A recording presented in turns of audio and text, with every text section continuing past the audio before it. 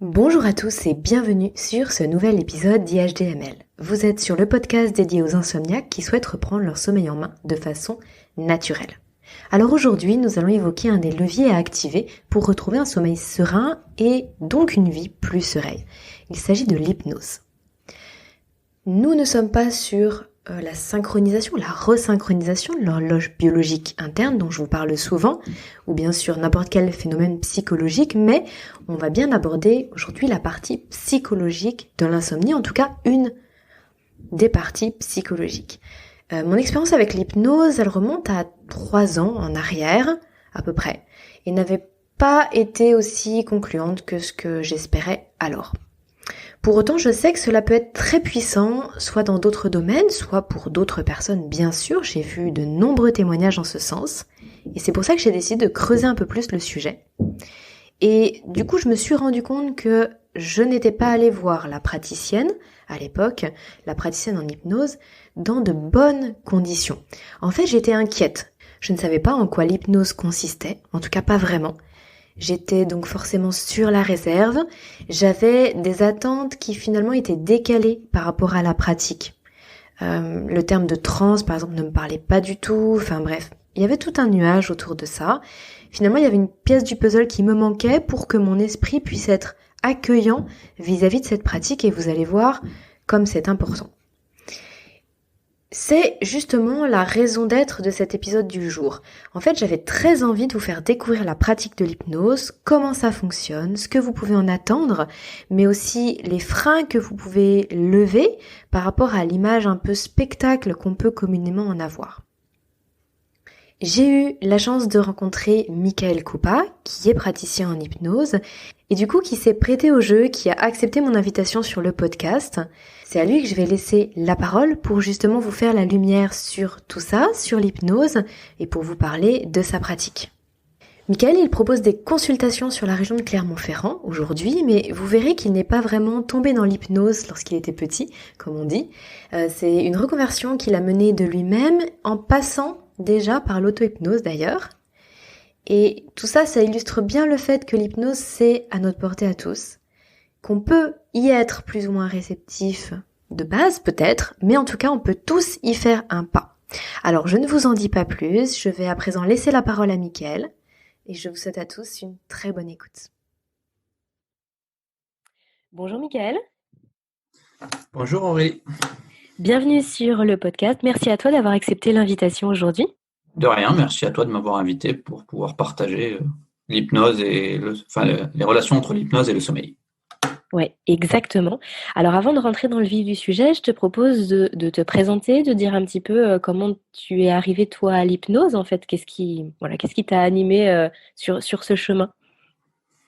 Donc pour ceux qui ne me connaissent pas, je m'appelle Michael Koupa, du coup je suis praticien en hypnose sur Cournon d'Auvergne, du coup dans la région Auvergne et dans le département du Puy-de-Dôme. Donc comment je suis arrivé à l'hypnose? C'était à l'époque où je travaillais sur Orléans dans un autre domaine, j'étais dans l'environnement, donc je m'occupais pour faire simple de tout ce qui était mesures de rejet atmosphérique. Donc je m'étais inscrit à un week-end, donc c'était sur 2 jours, un week-end d'auto-hypnose.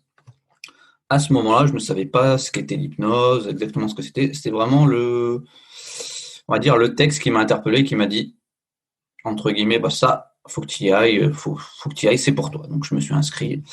Je m'étais inscrit assez en avance, peut-être 2-3 mois en avance. Bon, j'y pensais pas forcément. Et ouais, c'était la veille ou le matin même, je me posais des questions sur ouais, est-ce que ça va être pour moi et tout.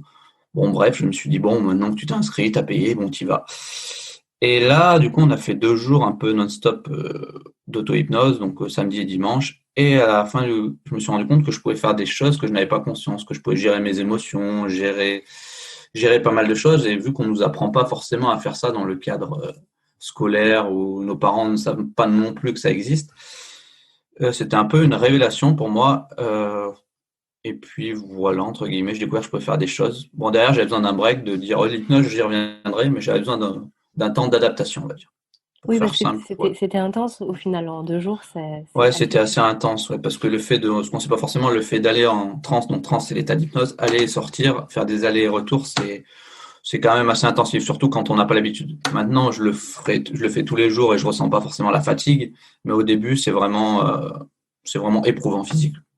Donc en Pas fait, physiquement, mais plus mentalement, oui. d'accord. Donc en fait, tu connaissais pas du tout l'hypnose, tu participes à un stage d'auto-hypnose et là, tu découvres un autre monde et le gros coup de cœur finalement. Ouais, c'est ça, je découvre un outil merveilleux. Je vois qu'au fil des 2 jours, au début, j'étais un petit peu frileux, ben, comme tout le monde, quand on ne connaît pas. Et après, j'ai appris à plus m'écouter, à un truc qu'on fait pas, plus à être centré sur moi et voir que tout le potentiel, entre guillemets, on l'a en nous. Il faut juste savoir où aller le chercher, pour faire simple. D'accord. Et après, alors, le pont entre l'auto-hypnose et devenir un praticien en hypnose pour justement aider les gens, parce que finalement, c'est pas la même chose. J'imagine qu'il y a certaines personnes qui juste pratiquent l'auto-hypnose et en restent là. Oui, c'est ça. Oui, c'est sûr qu'il y a un pas à franchir sur le faire sur soi et accompagner des autres. C'est autre chose. Ça s'est fait justement avec la relation que j'avais avec l'auto-hypnose. La personne qui m'a formé et qui a fait ce stage de formé à l'auto-hypnose proposait des formations pour être praticien en hypnose. Il m'a proposé. Bon, au début, j'étais un peu frileux. Je me dis, bon, on peut y aller. Pourquoi pas essayer? Et après, finalement, ça m'a bien plu et j'ai continué de fil en aiguille. J'ai monté mon cabinet derrière. J'ai fait d'autres formations complémentaires et puis voilà. Et je trouvais D'accord. ça hyper intéressant de voir les réactions que peuvent avoir les gens, qu'ils soient détendus. Des fois, on peut voir des changements au niveau de ne serait-ce que dans l'intonation de la voix, où on sent qu'il s'est passé quelque chose. Et ça, c'est super enrichissant. Et le côté humain aussi est vraiment, ce côté humain, là, c'est vraiment quelque chose que j'ai besoin dans mon quotidien. J'ai toujours besoin d'un boulot, ou d'un travail ou même une passion où j'ai un contact avec l'humain. D'accord. Bah oui, effectivement. Pour ça, combler tout ça. Tu peux être que comblé par rapport à ça finalement. Dans les formations que tu as pu faire, parce que tu disais il y a des formations complémentaires. euh, J'imagine que c'est finalement une pratique où on se forme un petit peu tout le temps. En gros, pour faire simple, du coup, j'avais fait une première formation, du coup, qui était plus sur l'hypnose directionnelle, l'hypnose qui est le plus connue en France. Et après, au cours de mon parcours, j'ai rencontré quelqu'un qui était instructeur en hypnose allemandienne. Et du coup, j'ai fait la formation récemment parce que c'est une hypnose qui est un peu plus directe et je voulais voir ce que ça faisait. Ça me correspond un peu plus. Après, je prends chaque chose qu'il y a à apprendre, mais du coup, maintenant, je suis plus orienté en hypnose allemandienne, donc un peu plus direct, un peu pas faire moins de chichi, mais aller plus direct à l'essentiel. Ça, c'est quelque chose qui me convient bien. Donc, D'accord, ok. Alors, bah, du coup, on peut peut-être rentrer dans le vif du sujet et peut-être préciser aux personnes qui nous écoutent et qui ne connaissent pas, qui ne sont pas familiers avec ce terme d'hypnose, qu'est-ce que l'hypnose? Finalement, comment ça fonctionne? je t'entends Et mal.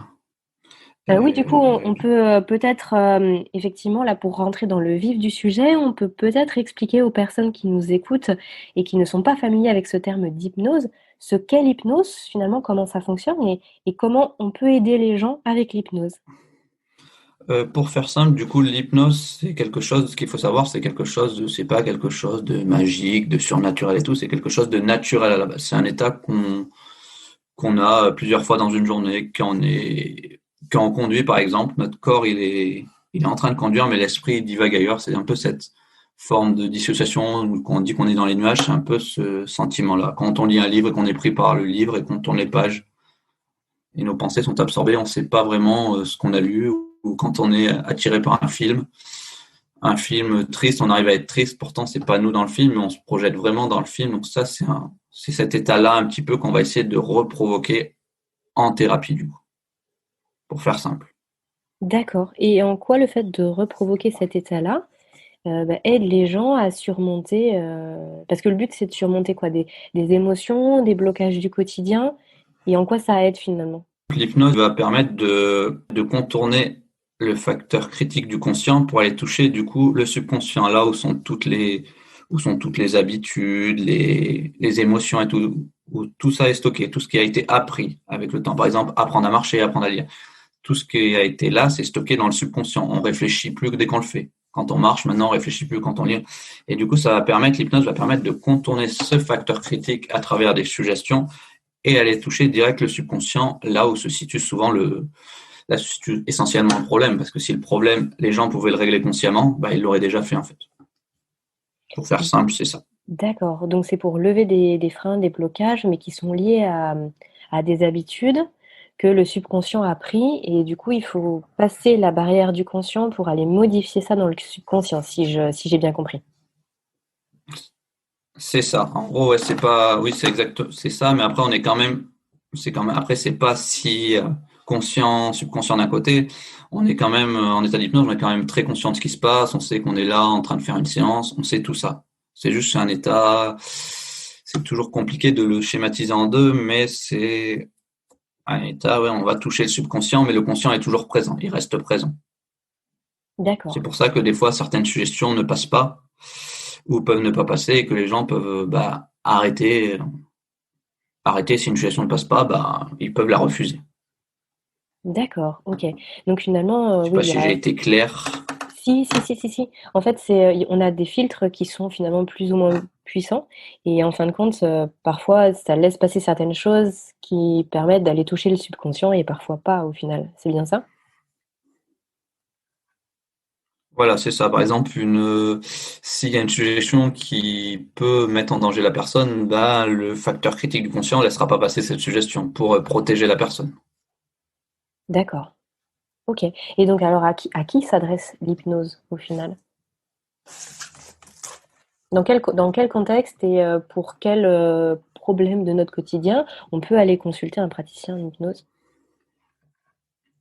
On peut y aller pour tout ce qui est addiction, phobie, donc arrêt du tabac, pour le sommeil aussi, ça se fait beaucoup maintenant pour la préparation aux examens, soit au permis de conduire ou aux examens entre guillemets scolaires. On peut le faire pour des préparations aux examens médicaux aussi, ça se fait. Ça peut se faire pour un tas de choses, j'en oublie certainement. Pour ce qui est TOC, trouble du le poids aussi, pour tout ce qui est en gros géré par le subconscient qui est devenu un peu une habitude et la préparation mentale aussi. Ça peut être divers et varié. Donc ça peut être les addictions ou finalement les peurs, les angoisses. En fait, à chaque C'est fois qu'on ça. doit finalement se surpasser un petit peu, en tout cas sortir de sa zone de confort, je ne sais pas si l'image est bonne, mais en tout cas, Oui, à chaque fois je qu'on doit t'entends plus changer là. ses Hop. habitudes, Ouais, c'est bon. finalement, et qu'on ressent un blocage, on peut aller débloquer ça grâce à l'hypnose. C'est ça. Ce qu'il faut savoir, ce que j'ai pas forcément dit, c'est que l'hypnose ne se substitue pas à un traitement médical. C'est en complément, en fait. On va pas dire aux personnes, vous arrêtez votre traitement, non, vous continuez à avoir, c'est votre médecin qui arrête le traitement, c'est pas moi. Si une personne vient nous voir pour la gestion du poids, après, c'est ma philosophie, hein. Pour la gestion du poids, moi, je vais pas lui dire ce qu'elle doit manger. Je vais l'accompagner avec l'hypnose, mais ce qu'elle doit manger, elle voit un diététicien ou quelque chose comme ça. D'accord, oui, c'est Après, vraiment en j'estime que chacun a complément sa part de la démarche, de chaque c'est ça, démarche finalement. D'accord. Et, c'est ça. Bon, après, c'est comme ça que je fonctionne, moi. Et du coup, quand les personnes, elles te sollicitent pour combien de séances, en fait? Comment ça se passe finalement le parcours? Donc la personne, elle te sollicite, elle t'expose son problème, en tout cas le blocage qu'elle a et le résultat qu'elle veut avoir, j'imagine. Et du coup, après, ça se passe comment? Oui. Combien de fois elle vient? Est-ce que finalement les gens, tu le tu comment dire? Tu les apprends finalement à trouver un peu d'autonomie et à pratiquer eux-mêmes l'auto-hypnose ou alors pas du tout? Je sais pas en fait comment ça se passe, tu peux nous expliquer? Après, comme je l'ai dit au début, moi, c'est comme ça que j'ai découvert l'hypnose avec l'auto-hypnose. Donc, c'est quelque chose qui est vraiment sensible et j'estime que j'ai fait mon travail à partir du moment où la personne n'a plus besoin de moi et qu'elle est capable de retrouver ses ressources par elle-même. Donc, pendant les séances, je vais donner soit des petits trucs d'auto-hypnose ou des choses comme ça. Je peux donner des fois des exercices à faire ou des petites choses qu'ils peuvent faire chez eux, des petites choses toutes simples. Et moi, chacun fonctionne différemment. Moi, je fonctionne pas avec des forfaits de séances. En fait, les personnes viennent me voir, je vais pas dire d'emblée, il faut 5 séances. Je vais vraiment rendre autonome la personne, parce qu'autonomiser, je sais pas si ça se dit, rendre autonome la personne. Et je vais lui dire, voilà, on va faire la séance, quoi. Donc la séance, ça se passe, j'explique déjà comment je travaille, j'explique vraiment ce qu'est l'hypnose, parce qu'il y a beaucoup de gens qui ont des mécompréhensions à cause du spectacle et tout ça. Donc j'explique et après la personne on définit son objectif plus précisément ensemble et après on fait à proprement parler la séance d'hypnose. Et derrière, j'explique à la personne si vous ressentez j'envoie souvent des messages après, mais je débriefe pas forcément après. Si vous ressentez le besoin de revenir ou quelque chose comme ça, et ben vous me contactez. Je leur dis juste de regarder vraiment les changements positifs qui vont se produire. C'est une sorte de suggestion et si vous ressentez peut-être c'est possible le besoin de faire une séance de complément, de me contacter. Je les rends vraiment autonomes. C'est eux qui ont les clés en fait. D'accord. Quand on a préparé cet échange, Michael, tu me disais que justement la définition de l'objectif, c'était quelque chose de très, très important. Tu peux nous en dire plus? Oui, la définition de l'objectif, pour moi, c'est quelque chose, j'accentue vraiment beaucoup là-dessus parce que la plupart des personnes, même si j'aime pas forcément faire de généralité, la plupart des personnes savent ce qu'ils veulent plus, mais pas ce qu'ils veulent. Personne, elle va venir vous voir, elle va dire, je veux arrêter de fumer. Arrêter de fumer, c'est ce qu'elle veut plus. Qu'est-ce qu'elle veut? Et du coup, avec ces formulations-là, on essaye de se trouver ensemble une formulation qui soit plus, comment dire, qui soit plus positive et plus objective et qui fasse que la personne la ressente vraiment et que ça la fasse vibrer. Déjà, si un objectif fait vibrer la personne, il sera tout de suite plus simple à elle et plus concret, il sera plus simple à elle pour y arriver. C'est comme quand on part en voyage, on met la destination. On va pas mettre soit plein de villes étapes, soit on va pas le dire je veux pas aller ici parce que la probabilité qu'elle nous amène à l'autre endroit, c'est quand même fait. Donc j'accentue vraiment cette détermination de l'objectif pour vraiment définir sur ce que la personne veut. C'est quelque chose que je trouve hyper important pour moi et ça fait gagner du temps derrière parce que si l'objectif c'est je veux arrêter de fumer, faut savoir que le subconscient il ne comprend pas tout ce qui est négation et tout. Par exemple, quelqu'un qui vient me voir et qui est atteint d'insomnie et qui va me dire je veux plus être insomniaque, et ben vu que le cerveau, l'inconscient, le subconscient ne comprend pas la négation, ben cette personne il y aura le mot insomniaque dedans, donc ça va encore plus renforcer cet état-là que si la personne, par exemple, dit je veux passer des nuits douces et agréables, je veux retrouver un sommeil réparateur, par exemple, ça serait un objectif qui serait mieux formulé et qui serait plus axé du coup sur la solution que sur le problème. Voilà. Par exemple, c'est plus axé les objectifs sur la solution que sur le problème, parce que si on axe sur le problème, on renforce le problème. D'accord, OK. Du coup, tu as vu, toi, vraiment des choses très significatives au bout d'une seule séance par rapport au sommeil? Qu'est-ce que tu conseillerais là aux personnes qui nous écoutent, qui souffrent d'insomnie, souvent d'insomnie chronique? Est-ce qu'on peut se dire, bah voilà, en une séance, oui, je peux avoir un déclic, en fait, quelque chose qui se débloque et après ça va mieux? Ou est-ce que tu as plutôt constaté qu'il fallait deux, trois séances pour que les gens vraiment arrivent à lâcher prise? Qu'est-ce que tu as pu voir, toi, de ton expérience? Après, c'est compliqué de statuer sur un nombre de séances. Après, moi, ma philosophie, c'est tout est possible en une seule séance. Je dis pas que tout le monde va y arriver, c'est possible en une seule séance. Donc, c'est sur ça que je me base.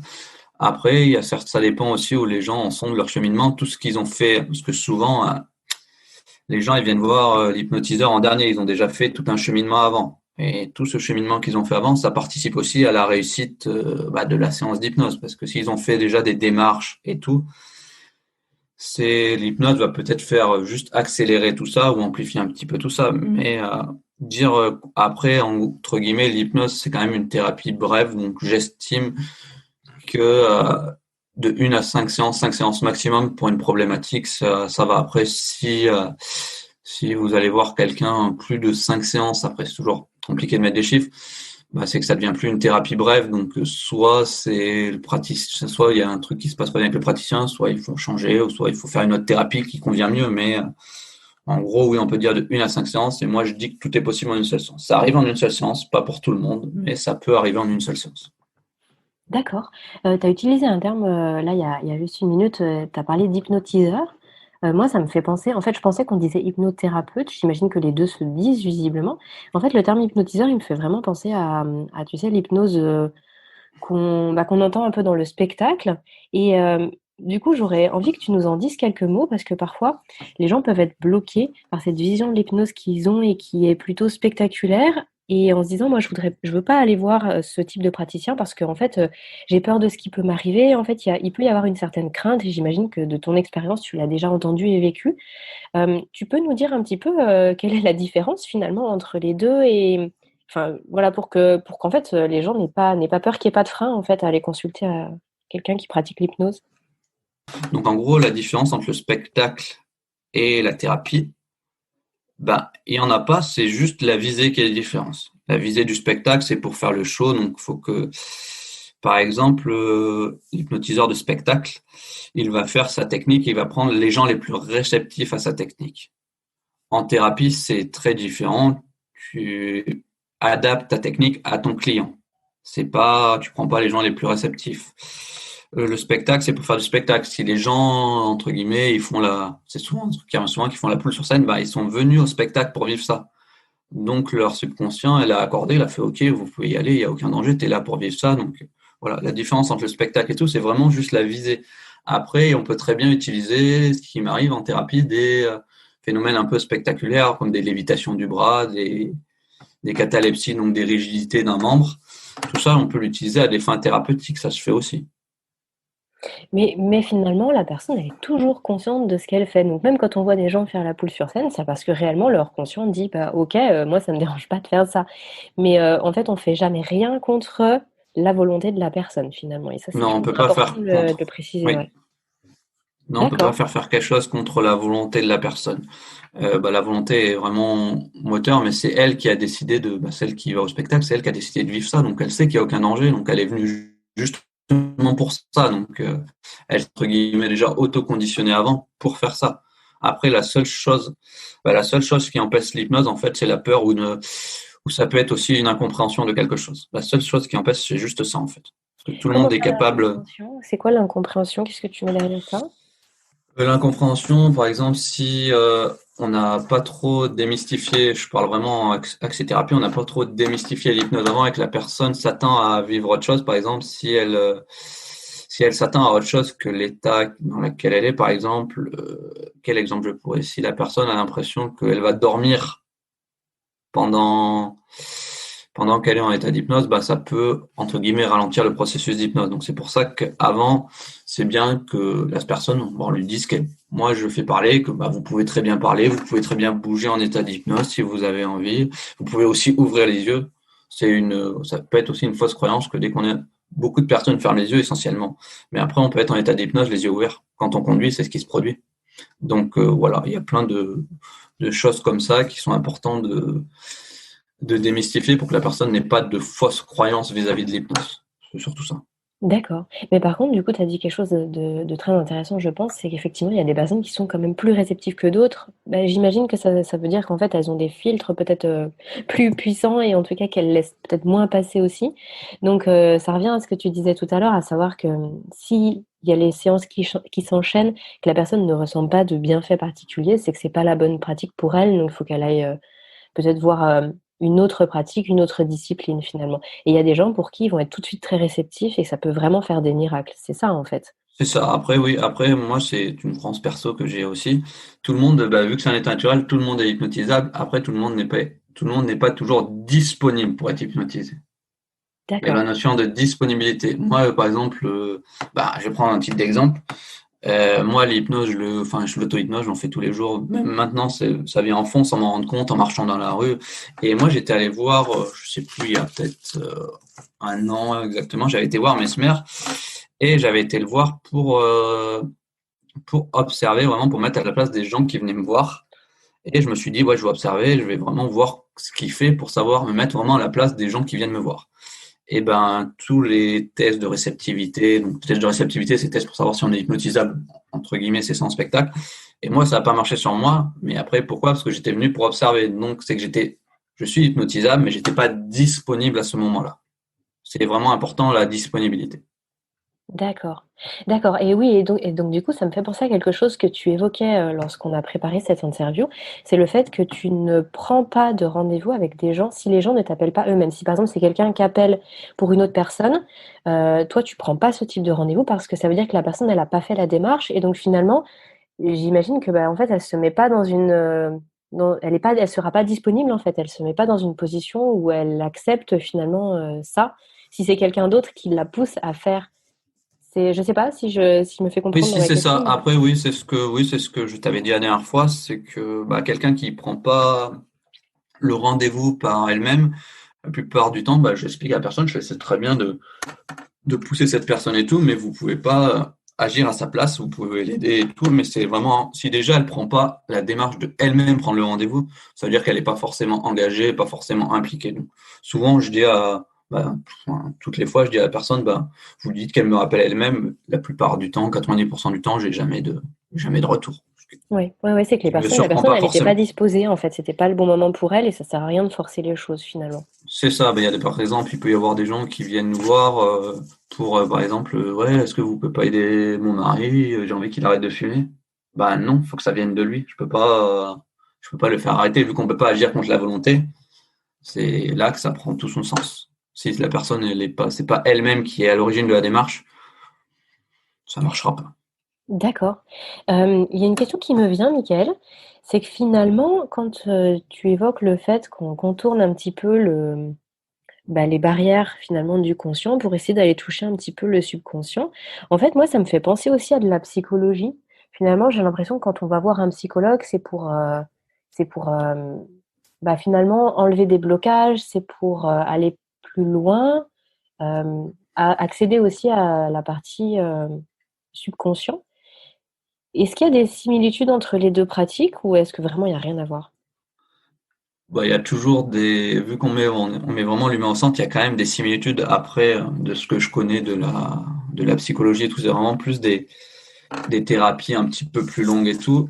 Et nous, la grosse différence en hypnose, on fait pas que discuter, on fait aussi, et ce qui est hyper important, ressentir à la personne ce qui se passe et tout, avec les émotions. Et les émotions, elles dirigent un peu toute notre vie. On se base vraiment sur les émotions, le ressenti, c'est quelque chose qui est en nous. Et typiquement, quand on va acheter quelque chose, c'est nos émotions qui nous font acheter. Quand on va choisir ça plutôt qu'autre chose, c'est vraiment les émotions. Quand on va préférer aller, je sais pas, dans les Alpes, c'est les émotions. Les émotions, elles nous font, pas elles dirigent notre vie, mais elles sont vraiment au centre de tout. Et avec l'hypnose, on va pas juste faire dialoguer avec la personne, on va le mettre en état d'hypnose où elle ressent d'autant plus les choses. Et la grosse différence, je dirais qu'elle est là, même si je suis pas forcément spécialiste de la psychologie, donc je pourrais pas dire exactement tout ce qu'il y a et tout, mais voilà, la grosse différence, c'est plus le thérapie brève et psychologie, c'est plus thérapie longue, et nous, on discute pas avec la personne, on la fait aussi ressentir. Et je pense que c'est ça le gros intérêt et la grosse force de l'hypnose. Sans dénigrer la psychologie, bien sûr, qui est une autre thérapie qui fonctionne Oui, très bien oui, pour tout à certains. fait, c'était pas l'idée de faire un comparatif, mieux ou pas mieux, c'était juste, voilà, sont 2 pratiques qui de toute façon, sont à mon avis complémentaires quand on a vraiment des blocages et qu'on a besoin d'aller plus loin, mais j'avais l'impression qu'il y avait quelques Oui, similitudes. elles Voilà, sont tu nous as bien complémentaires, oui. expliqué, ouais, tu nous as bien expliqué, OK. Ou elles peuvent être complémentaires, on peut aller voir un psychologue et un hypnotiseur en même temps. Je pense que c'est pas, ça peut arriver, hein. Oui, ça permet finalement de cheminer peut-être mieux ou en tout cas plus rapidement par rapport à l'objectif qu'on s'est fixé. C'est ça. OK. OK, nickel. Bah, écoute, on arrive à la fin de cet échange. Est-ce que tu avais quelque chose à rajouter par rapport à l'hypnose? Et puis surtout, ce que j'aimerais bien que tu nous dises aussi, c'est, un petit peu plus précisément où est-ce que les gens ils peuvent te trouver, si tu as un site internet, comment on fait pour te contacter?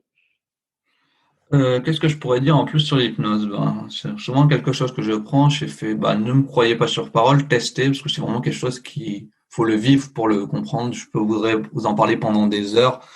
Tant que vous ne l'avez pas vécu, ça reste pas concret pour vous. Donc voilà, juste ce que je pourrais rajouter sur l'hypnose et après, Et du bah, coup, question pratico-pratique par rapport à l'hypnose, c'est pris en charge par les mutuelles? C'est une question un peu, un peu, en complément dans le sens où, par exemple, je sais que l'ostéopathie, enfin, il y a certaines pratiques comme la chiropratie, voilà, qui sont prises en charge pas par la sécurité sociale, mais par les mutuelles. Est-ce que l'hypnose fait partie des pratiques qui sont dites, pratiques médicales un petit peu alternatives ou parallèles, qui sont prises en charge aussi? Ou est-ce que c'est vraiment la personne décide de son budget pour, voilà, pour faire ça? il y a pas à ma connaissance, il n'y a pas de prise en charge en France actuellement. Après, il y a peut-être des médecins il y a des médecins qui, par exemple, qui font de l'hypnose et qui peuvent mettre pendant la consultation de l'hypnose, ils font rembourser la consultation médicale entre guillemets. Mais des prises en charge, je ne crois pas qu'il y en ait. Ah d'accord, OK, bah, c'est intéressant. D'accord, ça marche. Parce que c'est vrai que malgré tout, à partir du moment où on a décidé d'allouer un budget aussi, ça permet de s'engager. C'est un engagement envers soi-même, donc ça revient à ce que tu disais tout à l'heure, ça nous Sur met le son budget esprit aussi, à un disposition engagement, aussi. oui. Ouais, OK. D'accord, et alors du coup, où te trouve-t-on, Mickaël? On peut me trouver j'ai une page Facebook qui s'appelle Michael Coupa-Hypnose Hellmanienne. Sinon, j'ai aussi mon site internet qui est https://www.coupa-hypnose.fr. Et sinon, j'exerce sur Cournon d'Auvergne. J'ai mon cabinet sur Cournon d'Auvergne, du coup, dans la région Auvergne et le département du Puy-de-Dôme. Je crois que j'ai fait le tour. D'accord, OK. Eh bien super. Merci beaucoup. De toute façon, je remettrai bien sûr les liens dans la description du podcast. Comme ça, les gens ils pourront te trouver plus facilement avec ce que tu leur as dit. Et s'ils veulent, ils peuvent cliquer sur les liens. Mickaël, je te remercie vraiment beaucoup pour nous avoir éclairé sur ce qu'est l'hypnose. Moi, à titre personnel, j'ai déjà vécu, j'ai déjà essayé. C'était il y a plusieurs années en arrière et c'est vrai qu'on en a discuté tous les deux, mais probablement que pour moi, c'était pas le bon moment ou alors pas le bon praticien. J'avais pas été très réceptive. Je pense que pour reprendre tes termes, j'étais pas vraiment disposée. Mais Bah après, comme tu viens de le dire, tu avais essayé. Donc. Et l'essayer, je l'ai aussi banni de mon vocabulaire parce que essayer, ça laisse place à l'échec. Après, c'est juste un oui, exemple, mais oui, non, mais t'as raison. t'étais T'as peut-être raison. allé Le pour choix du essayer, mot, il est important. t'étais peut-être allé pour essayer, pas forcément pour qu'il se passe. Enfin, je sais pas. Après, Bah, en fait, moi, ouais. j'y étais allée avec finalement beaucoup de réticence, avec des craintes, et en fait, je ne savais pas exactement ce qui allait m'arriver. Et j'étais vraiment dans la crainte. Je pense que le mot, il est vraiment adéquat. Et c'est pour ça que moi, ça me tenait vraiment à cœur aujourd'hui que tu puisses expliquer tout ça aux gens qui nous écoutent. Parce que si ils sont dans cette démarche-là et qu'ils pensent que ça peut être vraiment bénéfique pour eux, ça me tenait vraiment à cœur qu'ils puissent savoir de quoi il s'agit et ne pas y aller avec crainte pour que ce soit le plus efficace possible. Et je suis super contente de tout ce que tu nous as expliqué parce que voilà, c'est à la fois très rassurant, puis on comprend vraiment l'enjeu, on comprend comment ça se Ça passe. me, ça me fait penser à une petite précision que je n'ai pas forcément dit et que je trouve intéressante de placer avec ce que tu dis. Il y a beaucoup de gens qui disent que bah, l'hypnose, ça marche pas sur eux. C'est pas parce que ça n'a pas marché une fois que ça ne va pas marcher, vu que c'est naturel et tout. C'est juste que tu n'es pas disponible à ce moment-là. Voilà. Faut pas dire parce que l'hypnose, ça marche pas sur moi. C'est comme si on disait les films, ça marche pas sur moi, les livres, ça marche pas sur moi. Donc Oui, voilà, c'était juste d'accord. une Oui, petite oui, précision d'accord. que j'avais pas Super forcément dit à intéressant. l'intérieur. Donc voilà. T'as bien raison. Ok. Ok, Mickaël. Bah écoute, merci beaucoup. Je te souhaite une très bonne continuation et puis à bientôt. Merci beaucoup à toi. Très belle journée. Merci. Voilà, cet épisode est à présent terminé. J'espère qu'il vous a plu et que vous vous sentez finalement peut-être plus à l'aise avec cette pratique, mais en tout cas que vous en savez plus sur l'hypnose. Bien sûr, vous allez pouvoir retrouver toutes les coordonnées de Mickaël Koupa dans la description. Comme vous le savez depuis plusieurs épisodes, je vous partage aussi en description le lien pour passer votre quiz et découvrir quel est votre chronotype, pour ensuite resynchroniser votre horloge biologique interne, ou en tout cas le faire de façon beaucoup plus efficace. Si vous avez aimé cet épisode, pensez à le partager ou simplement le noter.